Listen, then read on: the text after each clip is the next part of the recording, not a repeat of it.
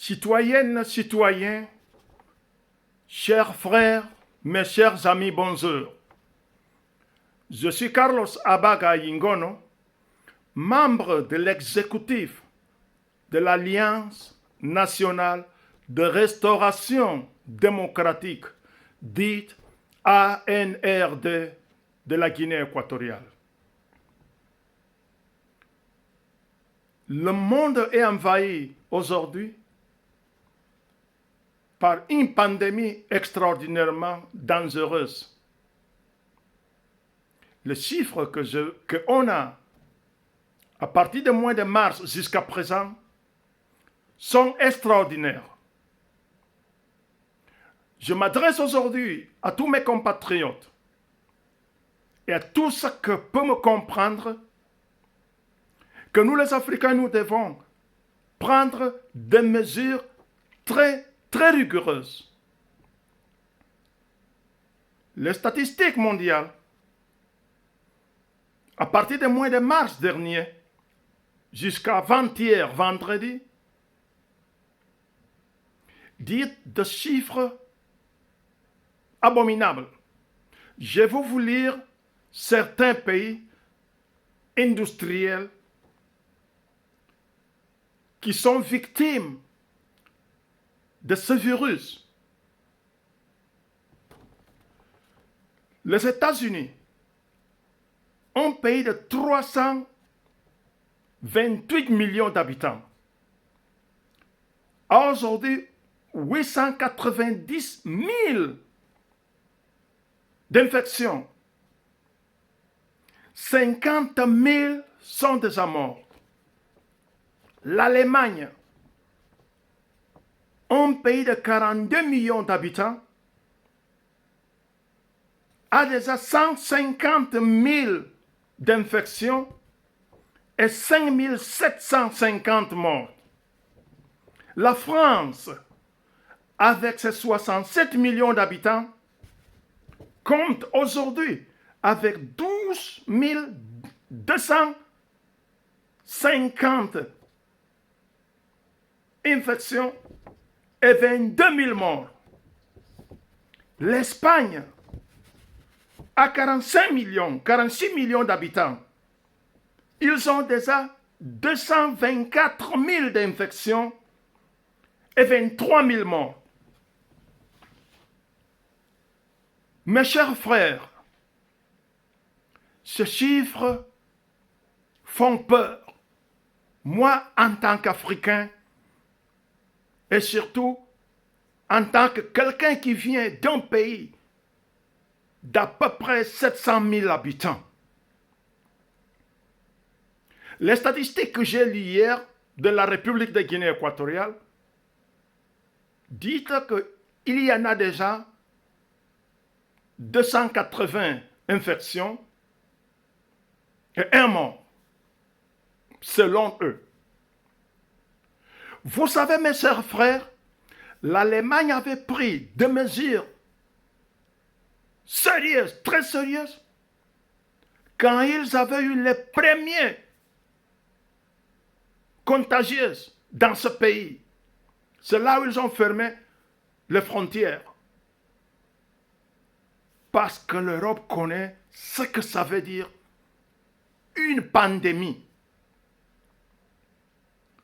Et en Guinée équatoriale, 240 infectieuses, c'est un chiffre extraordinairement haut. Donc on doit prendre des mesures très sérieuses.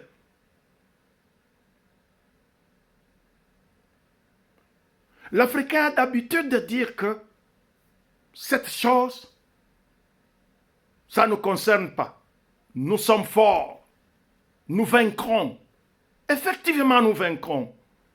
Mais pour vaincre, il faut prendre aussi des mesures. Imaginez-vous un pays comme la Guinée équatoriale, je répète, avec 700 000 d'habitants. Si on a déjà aujourd'hui 280 infectieuses, et ce sont les gens qui vont mourir, tôt ou tard, parce qu'on n'a pas de mesures. La Guinée équatoriale, c'est le dernier dans le ranking des pays qui n'ont pas de possibilités pour pouvoir se défendre. Donc, l'expansion de ce virus-là peut éliminer tous les pays dans un délai d'1 année et demie. C'est pour ça que ma recommandation à tout le monde, je vous en prie,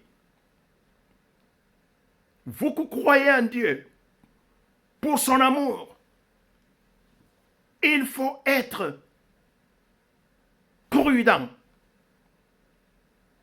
La meilleure mesure, c'est de rester à la maison.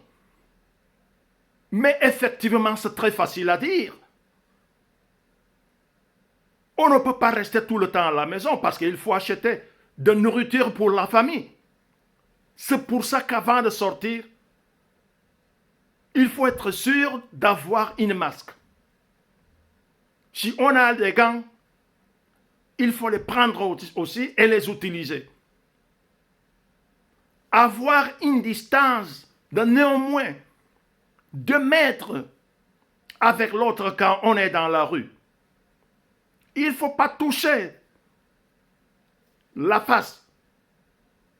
Quand on rentre à la maison, il faut automatiquement laver nos mains. Il faut laver aussi les masques. Changer des habillements. Laver les nourritures, bien sûr. Il faut être prudent, je répète. Parce que cette pandémie est très, très dangereuse.